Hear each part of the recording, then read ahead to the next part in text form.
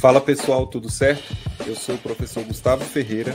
E eu sou o professor Gustavo Batista. E esse é o fascinante mundo do sensoriamento remoto. O maior podcast em língua portuguesa de geotecnologias e sensoriamento remoto do mundo. Olá, nós estamos começando mais um episódio do podcast O Fascinante Mundo do Sensoriamento Remoto. Episódio 267. Por que Python é tão bom para geotecnologias? Hein, Gustavão? Tudo bem, querido? Fala aí. Como é que você está? Tudo bem, tudo certo. Estou me recuperando aí de uma semana complicada. Exato. Fiquei internado aí durante a semana passada. Uma infecção intestinal um pouco aguda e me deixou aí um pouquinho inativo, mas eu já estou bem, né? Já estou bem melhor. Já retomei as minhas atividades, né? E a gente já começa a semana aí falando sobre essa temática que a gente já chegou a tocar um pouquinho, né, há muito tempo, mas agora, dado a inserção, né, eu vejo muito no LinkedIn ali. Eu tenho postado pouco no LinkedIn, mas eu acompanho bastante, porque a nossa comunidade se interage muito por lá, né? O núcleo assim da comunidade de geotecnologias, um pouco mais do que no Instagram, né? Então eu acabo recorrendo ao LinkedIn. E eu tenho visto muita gente nova, né? O pessoal entrando agora e com essas dúvidas ainda sobre programação, porque a programação ainda não atingiu dentro das universidades, em sua totalidade, os cursos de graduação, por exemplo. E quando a programação é vista na pós-graduação, ela é vista muito, assim, por cima, até pelo caráter da pós mesmo, né? Não tem como você esmiuçar muito isso. Então você tem uma disciplina, um semestre para você ver isso, né? Um conteúdo denso desse jeito, acaba que fica um pouco limitado, né? E sendo assim, vira uma coisa que é já direto ao ponto. Vamos para a aplicação, né? E quando você trata de programação, principalmente dessas linguagens de hoje em dia, né, que são construídas assim de diversas outras ferramentas, então você vai juntando várias coisas até fazer um framework, né, para você já conseguir aplicar na sua solução. Você tem muita coisa acontecendo ali, tá? E entender o que está acontecendo é importante para você conseguir resolver seus problemas. Então, às vezes a pessoa está ali lidando com uma questão, ela sabe o que ela precisa, né? Eu pinço essa ferramenta para resolver esse probleminha aqui. Só que essa ferramenta que ele pegou, ela está linkada com centenas de outras que são mais do núcleo da linguagem, mais da raiz da linguagem.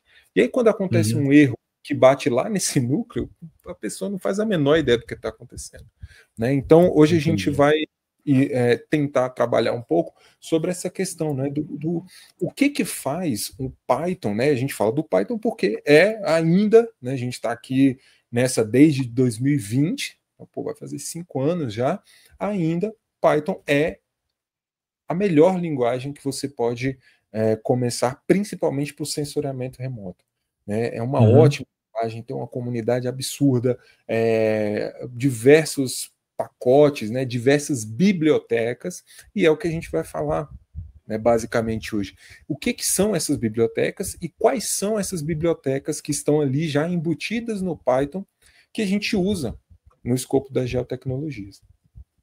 Maravilha. E também aproveitar para já anunciar para a nossa audiência, a partir de hoje está rolando um monte de campanhas, a gente se associou a um grande player de mercado, né, que é a Ambigel, e a gente vai fazer um primeiro lançamento conjunto do Geosensor, né? Estamos estruturando essa parceria, mas a gente vai fazer esse primeiro lançamento, que vai ser uma oferta relâmpago do PDI-PY, que é a nossa formação de processamento de imagens de satélites por linguagem de programação Python. Então, vai ser uma oferta que vai acontecer no dia 13 de março, A gente começa hoje, no dia 24 agora de fevereiro, as campanhas de divulgação, e esse podcast também faz parte esse episódio faz parte dessa estratégia.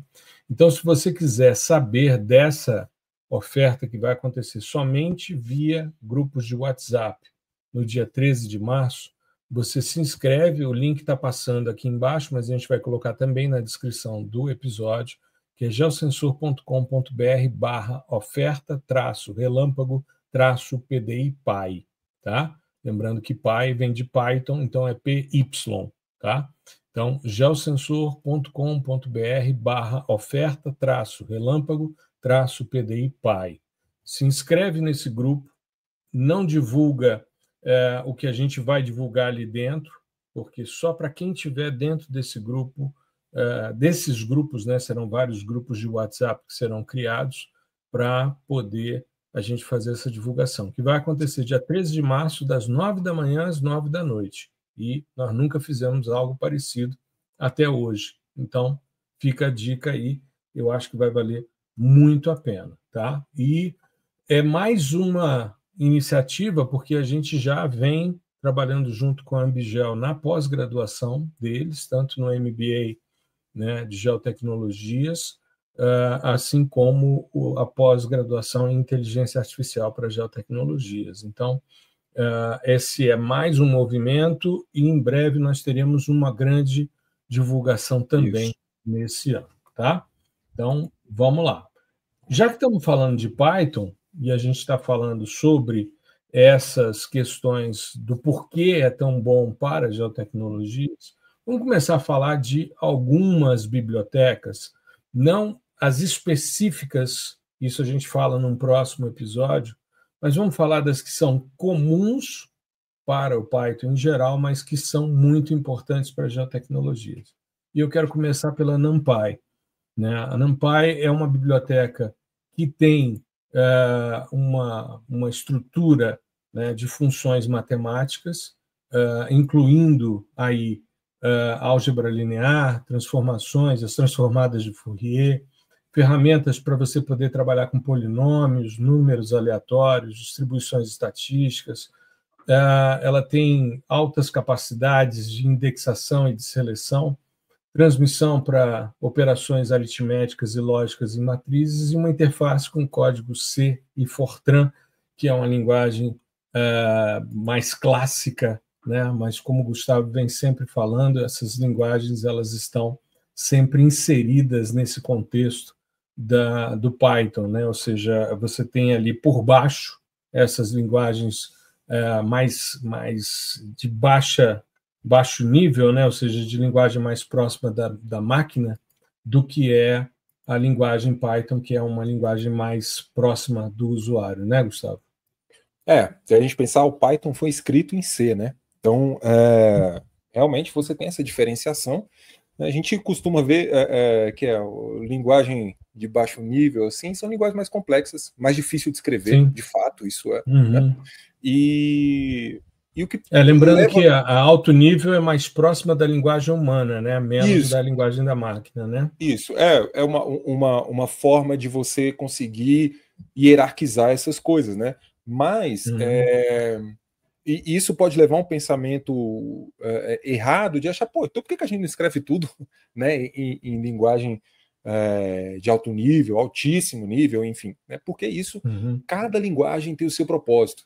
Tá? Então, geralmente, quanto mais alto o nível, né, você precisa de um processo de, vamos supor, em muitas aspas, de tradução para você chegar até a linguagem da máquina. Né? Quanto mais alto o nível, mais distante eu estou da máquina, do meu processador aqui. Tá? Então, essa distância importa, vai afetar a performance. Tá? Então, por exemplo, linguagem C e tal é utilizada para sistemas operacionais, né, que é uma coisa que você precisa estar em contato direto ali com o processador. Né? O nosso caso aqui é extremamente específico para aplicações acadêmicas, por exemplo. Não que você não possa criar um sistema com Python, existem vários, inclusive, mas para aplicações acadêmicas, científicas, que é o nosso... Né, o nosso jogo aqui funciona muito bem. E o NumPy, esse num é de numerical, então tudo que diz respeito a cálculo, a manipulação de dados, né, numéricos, e, enfim, a gente vai ver que no fim das contas tudo são números mesmo, é feito com a NumPy. Tá? E o que é, né, para a gente começar aqui, o que é uma biblioteca? É um conjunto de códigos, de instruções, de funções, de métodos, né, que resolvem determinadas tarefas. Eu encapsulo isso numa única estrutura, de modo que eu fiz, por exemplo, a NumPy, né, vamos dizer assim, não é uma pessoa que faz, tá, gente? É um time gigantesco para construir um negócio desse.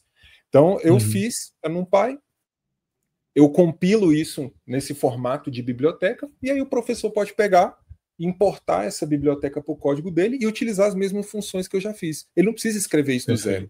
E isso que é legal, entendeu? Facilita, então, né? Pois é, eu me recordo da nossa live de análise de principais componentes principais, enfim, onde você fez no Spring, né? E eu fiz no Python. E tudo, eu lembro que você até comentou que o Spring era o que tirava ali o extrato do processamento mais completo. Ele dava tudo. Sim. Todas as variáveis, todas as estatísticas, tudo, banda a banda, tudo bonitinho. Falei, cara, para a gente fazer isso com Python, são poucas linhas. Né? Então, e tudo que eu escrevi para extrair o mesmo extrato ali foi com o NumPy. Né? Então, o NumPy possibilita isso. Você consegue manipular esses dados numéricos com muita facilidade. Inclusive, quando a gente for falar das bibliotecas específicas, vocês vão ver que a base das bibliotecas específicas vão ser essas bibliotecas aqui, que a gente está falando. O NumPy, por exemplo, ela vai estar presente em todas. Né? Exato. Eu acho interessante a gente comentar isso, porque muita gente me perguntava, mas como é que a gente vai aprender a processar a imagem numa linguagem de programação se eu não sei a linguagem de programação? Então, o Gustavo estruturou um módulo, né, dentro do curso de aprendizado dessa linguagem, e uma coisa que os alunos que vinham do exterior, principalmente, traziam, a gente tinha participado, eu tinha feito junto com o Rubens, a gente fez durante a pandemia, a gente fez minicursos em eventos internacionais, e os caras disponibilizavam o código e mandavam você rodar, mas não tinha uma discussão de como construir o passo a passo e tal. Então, isso foi uma exigência que a gente teve, né, quando estruturou, e a nossa formação PDI-PY, ela é passo a passo. O Gustavo vai escrevendo e mostrando como é. Eu falo da teoria, ele fala da prática, né, e mostrando cada uma delas. Uma outra biblioteca que a gente vai trabalhar muito é o Pandas, né? A Pandas é uma biblioteca de manipulação e análise de dados rotulados, de séries temporais, né? Tem ferramentas para trabalhar com dados estruturados, também tem capacidades avançadas de indexação, integração muito boa, perfeita com outras bibliotecas. É uma das basilares do Python, como o Gustavo bem salientou, né? Sim. Se eu não estou enganado, o Pandas é um acrônimo também, é Panel de painel, Data Analytics, uma coisa assim. Veio de uma ferramenta da economia, eu acho. E eu lembro quando surgiu, assim, quando começou a estourar, né, o Pandas e tal, a galera chamava de Excel turbinado, Excel 2.0, porque a estrutura de dados núcleo do Pandas é o Pandas Data Frame, que é uma estrutura tabular, né? E aí o que é legal, essa tabela, esse formato tabular, na verdade, ele é uma abstração de uma outra estrutura do NumPy. Para você ver, as coisas vão se conectando, né? E realmente é uma biblioteca maravilhosa para ciência de dados. Sabe? Ela vai desde essa manipulação, transformação, cálculo, até mesmo a visualização, né? Hoje em dia você extrai relatórios automáticos com Pandas. Então você joga ali o seu CSV, enfim, a sua tabela, né? Sei lá, seu conjunto de dados, e já extrai relatórios automáticos disso, que é tudo que a gente quer, né? Otimizar o nosso tempo. Maravilha. Uma outra que é extremamente importante também é Matplotlib. E aí eu queria fazer uma consideração, né? Ele é uma biblioteca muito interessante para visualização. né, de dados, tipos de gráfico, gráficos de dispersão, linha, gráfico de barra, histogramas, né? E tem uma interface orientada a objetos para a criação de gráficos muito eficientes. Eu me lembro que a primeira postagem do Gustavo no âmbito do geosensor foi justamente sobre um gráfico em Matplotlib quando da operação em Marte, né, quando o drone, né, o Ingenuity, ele teve o seu primeiro voo, a primeira coisa que saiu foi um gráfico de altura por tempo. Era uma linha que mostrava o tempo, então ele estava parado, aí ele subia, ficava um tempo, né, voando, e depois ele descia. E o gráfico veio assim, e logo depois, segundos depois, veio a imagem da Perseverance mostrando o Ingenuity subindo, ficando um tempo no ar e descendo. Mas o que chegou primeiro foi um gráfico feito em Matplotlib. Isso tem uma característica bem marcante, e foi a primeira postagem que o Gustavo fez no âmbito do geosensor. Isso muito me alegra, porque me traz uma recordação muito interessante de quando a gente começou a trabalhar juntos a linguagem de programação para processamento de imagens de satélites, né? Exatamente. O gráfico era assim, o Matplotlib cru, sabe? Sem nenhum. Exato. O cara não fez nenhuma edição, ele jogou lá o default. e é daí que a gente conseguiu, inclusive, identificar, né? Mas, cara, Exato. falando da biblioteca, se o NumPy é responsável por toda a manipulação ali numérica, né? Quando a gente fala de visualização, o Matplotlib é o mesmo, tá? Você tem outras que são mais sofisticadas mesmo, que oferecem um nível de interatividade e tal, visualizações mais elaboradas, mas por baixo de todas elas está rodando o Matplotlib. Então, por que a gente está enfatizando isso? Porque é bom você saber essas bibliotecas fundamentais, para você entender o que está acontecendo quando você for para as outras que utilizam delas. Né? Que é aquela questão que eu comentei dos erros, que vem lá de uma coisa lá de trás. E o Matplotlib é isso. Ele é a base da visualização de dados em Python. Tá? Então, muito do que a gente faz todas as nossas capacitações e lives, não sei o quê, eu nem uso essas outras elaboradas, não. Eu uso o Matplotlib mesmo, que para mim é mais fácil, inclusive. Né? É o que eu tive mais contato e tal. E o Python lida melhor. Legal. Aí a gente começa a falar de inteligência artificial, Scikit-learn, né, TensorFlow, Keras e outros, né? Mas vamos começar com Scikit-learn. Né? Scikit-learn é uma biblioteca de algoritmos de classificação, regressão e agrupamento, clusterização, redução de dimensionalidade dos seus dados, seleção de recursos, seleção de modelos e validação cruzada, e tem uma API super amigável. E é a base, né, de boa parte dos modelos de machine learning que a gente vai utilizar no processamento, utilizam Scikit-learn. A gente mesmo, quando utiliza até interface gráfica, a gente utiliza essa biblioteca por trás, dando todo esse suporte. Né, Gustavo? Exatamente, eu ia comentar isso. O pessoal, por exemplo, que usa lá o plugin Zscaler no QGIS, SCP, cara, pode ler a documentação. Todos utilizam Scikit-learn para os algoritmos, principalmente de classificação e regressão também. Então, assim, hoje em dia é quase um software inteiro o negócio. Você entra no site da documentação da Scikit-learn, é uma coisa assim, cara, um dos melhores sites de documentação que eu já vi na vida.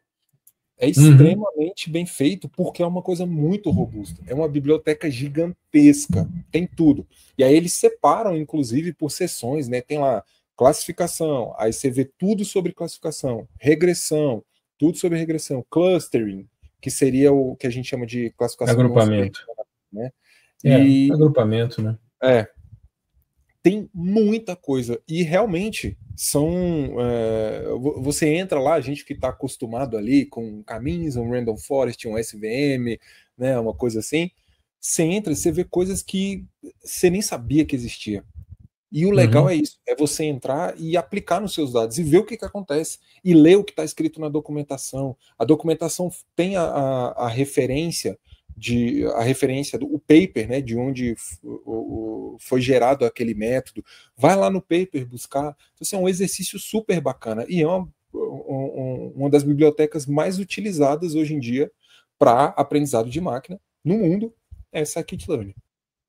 Bom, a gente retoma, então, aqui, agora, dentro já de uma questão um pouco mais complexa, que são os modelos mais de Deep Learning, a TensorFlow. TensorFlow é uma biblioteca que tem aí as redes neurais convolucionais, né, profundas, né, são os algoritmos de Deep Learning. Tem um suporte para GPU, né, para computação distribuída. Tem o TensorBoard para visualização, tem uma série de possibilidades extremamente interessantes e é algo bem mais complexo, né, dentro das bibliotecas Python, mas a gente vê isso em muitos trabalhos de geotecnologias, principalmente em vários dos dashboards do MapBiomas, que utilizam principalmente no reconhecimento de padrão, como é o caso da mineração, né, e garimpo, eles utilizam o TensorFlow. Se não me falha a memória, o de fogo também utiliza o TensorFlow para desenvolver essa análise a partir de reconhecimento de padrões usando as redes neurais profundas, né, os algoritmos de Deep Learning, né, Gustavo? Isso, agora a gente entra aí vamos dizer assim, mais no estado da arte, né, das questões principalmente de reconhecimento de padrões, né? A gente pode até colocar o Keras aqui junto, tá? Porque o Keras foi incorporado. Keras é uma outra biblioteca, né? Também. Pronto, era a próxima que eu ia falar, mas a gente já fala dele junto. Que ela foi incorporada ao TensorFlow, né? Que são bibliotecas basicamente para construção de redes neurais. Tá? Desde as mais simples, né, um multilayer perceptron, até uma rede neural convolucional, né, ou uma rede neural profunda mesmo, né, as DNNs, enfim, uma UNet, tudo que diz respeito a redes neurais está aqui em TensorFlow e Keras. Né? Então, elas possibilitam, na verdade, elas facilitam o nosso trabalho. Porque quando a gente entra nessa parte de Deep Learning, realmente algumas coisas começam a ficar um pouco mais complexas, né? Principalmente em termos da própria escrita, né? do código e tal. E aí eles já compilam essas coisas. Então, por exemplo, eu quero criar uma rede neural convolucional. Ao invés de eu ir lá e criar uma camada de convolução, uma função que faça isso, né? Uma camada de convolução, uma camada de pooling, enfim, uma camada de deconvolução, por exemplo, isso já vem tudo lá na biblioteca. Eu chamo lá, né, o nome da funcionalidade e passo os parâmetros para ela. Acabou. Né? Eu digo lá, eu faço toda a minha arquitetura em um bloquinho de código assim, já está feito. Coisa que levaria, sei lá, 1000 linhas, 2000 linhas, eu reduzi a 20, 30. Né? Então essas bibliotecas elas fazem isso, junto, claro, com toda essa questão de visualização do progresso também, né? O TensorBoard, enfim, fora a paralelização, você conseguir treinar os seus algoritmos com a GPU, isso fica fácil também, dentro do próprio TensorFlow você tem esses módulos, caso eu tenha uma GPU potente, bacana, eu posso utilizar para treinar o meu modelo. Beleza. Aí você só passa uma linha de código lá, ele identifica essa GPU, aí pronto, já está usando. Entendeu? Então, tudo fica muito mais fácil, né, com essas bibliotecas. Exato. Tem duas últimas que eu gostaria da gente também tratar, que é a SciPy e a PyTorch. Né?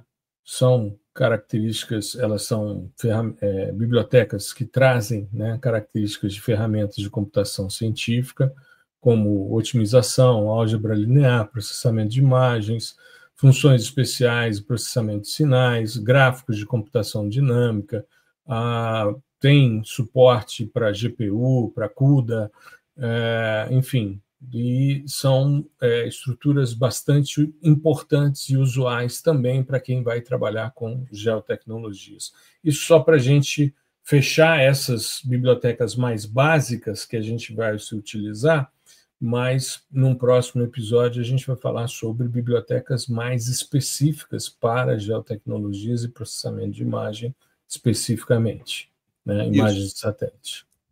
O SciPy, né, tem uma semelhança ali com o Scikit-learn, né, mas é mais na questão dos algoritmos dessa parte de computação científica, né, então otimização, né, algumas coisas de estatística um pouco mais avançadas, séries temporais, por exemplo, você vê muito por aqui, né, então essas funções que são mais especiais. E o PyTorch, ele é assim, bem parecido com o TensorFlow, né? Ele é utilizado essa questão de Deep Learning bastante. O PyTorch, se eu não estou enganado, ele é do pessoal do Facebook, né? Da Meta lá e tal. E você comentou sobre o CUDA, né? Que é uma plataforma aí, um framework, uma API para você conseguir trabalhar com paralelismo dentro dos sistemas da NVIDIA. Bom, a gente está falando de GPU aqui, a maior, né, enfim, a maior empresa desse ramo, hoje em dia, é a NVIDIA, né, então que faz, inclusive, essas GPUs, essas placas de processamento gráfico voltadas para inteligência artificial, que são as TPUs, né, Tensor Processing Units. Então, o tensor é uma estrutura de dados que a gente utiliza principalmente quando está trabalhando com redes neurais, tá? Então, o que acontece? Quando você tem uma placa especializada, porque aqui a gente está falando redes neurais, ciência de dados, toda essa coisa, computacionalmente falando, basicamente são operações matriciais, né? Então, daí que vem a necessidade de você entender a álgebra linear, por exemplo. Então, basicamente são operações matriciais. GPU é uma placa especializada em processar gráficos. O que é um gráfico se não é uma coleção de matrizes? Então, você tem ali um processador que, inclusive, não é igual o seu processador aqui que tem 12, 24 núcleos. Ali eu tenho milhares, 1.000, 2.000, 3.000, 4.000, 5.000 núcleos especializados. Eles não são... O meu processador aqui tem 12 núcleos, mas eles são generalistas, eles fazem todo tipo de código, né? GPU não. Ele só faz essas transformações, esses códigos, essa computação matricial. Então, e aí você tem 5.000 estruturas dessas para fazer isso. 5, 10. Nesses casos, tem placa da NVIDIA que custa $100 mil. Então ela vai ter um processamento, uma potência absurda. São essas que eles utilizam aí esses grandes data centers aí e tal. OpenAI e essas coisas todas, né? Para treinar a gente modelos. Falou sobre o DeepSeek, né? A respeito disso, e falamos sobre isso. A NVIDIA, ela disponibilizou o CUDA como se fosse a linguagem para você distribuir o seu problema, o seu código, a sua rede entre esses vários núcleos de forma paralela, né? Otimizando o seu treinamento, tá? Então, por isso que o professor pontuou que o PyTorch possui esse suporte, né, a esse framework, essa estrutura, essa plataforma da NVIDIA, o que facilita muitas coisas, né? É claro que aqui a gente está na nata, né? 90% das pessoas, principalmente dentro do contexto de geotecnologias, não vão chegar nesse nível. Agora, claro, um MapBiomas, por exemplo, um projeto gigantesco assim, é necessário, né? Porque aí você está lidando realmente... Porque a gente tende a achar que eu estou aqui abrindo minha série de imagens SAR que tem 40 gigabytes, cara, isso aqui é Big Data e tal, não é assim. Tá? A gente está falando de séries temporais que tem terabytes, petabytes às vezes, E aí, como é que você vai processar isso, né? Como é que você vai reconhecer padrões ali dentro? Como é que você vai pré-processar isso? Então tem muita coisa envolvida, e aí você precisa realmente otimizar de uma forma mais drástica, né? E aí onde entra essa manipulação dentro das GPUs, né? Com essas bibliotecas.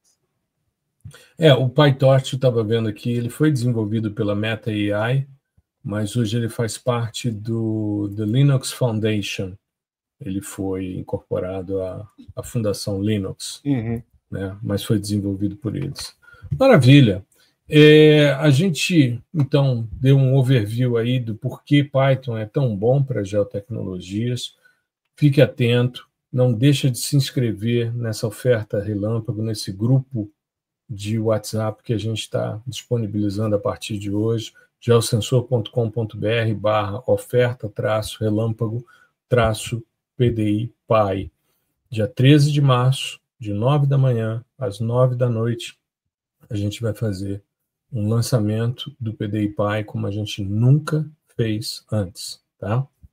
Então, fica atento, se inscreve, entra no grupo e aguarda. Dia 13 a gente vai revelar essa oferta, tá? Enquanto isso, a gente vai falando mais sobre por que é tão importante saber linguagem de programação, Python, R, né, e outras para geotecnologias. Tá legal? Gustavão, muito bom te ver bem recuperado depois desse susto aí. E vamos nessa, vamos desenvolvendo aqui o nosso trabalho e melhoras cada vez mais para você. Uma boa semana para você e para toda a nossa audiência. Tudo de bom. É isso. Bom, muito obrigado aqui. Falando sobre a questão do lançamento, assim, a gente é o nosso primeiro lançamento do ano, a gente decidiu mesmo ir com o pé na porta.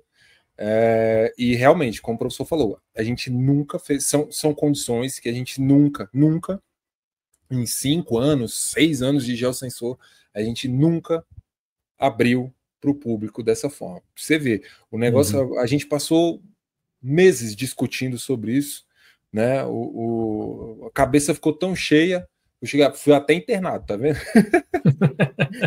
Mas o negócio foi tão drástico assim que a gente chega a se questionar se realmente é isso mesmo que a gente quer, porque é uma coisa que a gente não fez, né? Mas a nossa confiança, principalmente nos nossos parceiros, nossos amigos, né?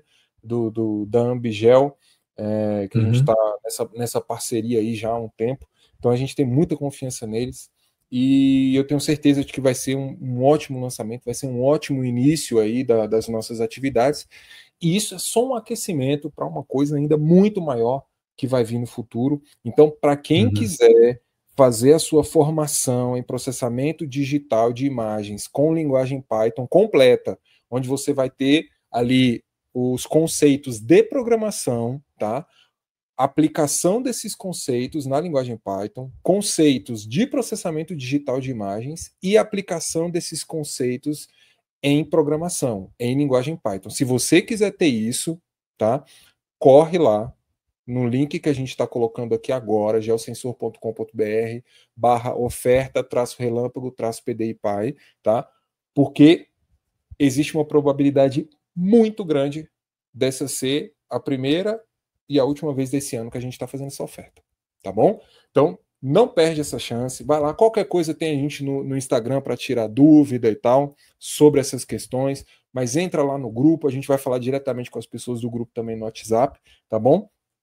E faça a nossa capacitação aí, que a gente dá total suporte, né? Não só a gente, mas também o pessoal da Ambigel, e vai ser um momento ali de extremo aprendizado, eu tenho certeza, tá bom? No mais, eu agradeço aí, professor, os votos aí, né? Deu tudo certo no fim das contas, ainda estou finalizando o processo de recuperação, mas logo eu vou estar 100%, né? E para a gente gravar aí mais e mais episódios, né? Então, é isso. Com certeza. Um abraço, professor, um abraço, pessoal, e até o nosso próximo episódio. Muito obrigado por prestigiar o nosso podcast. O fascinante mundo do sensoriamento remoto.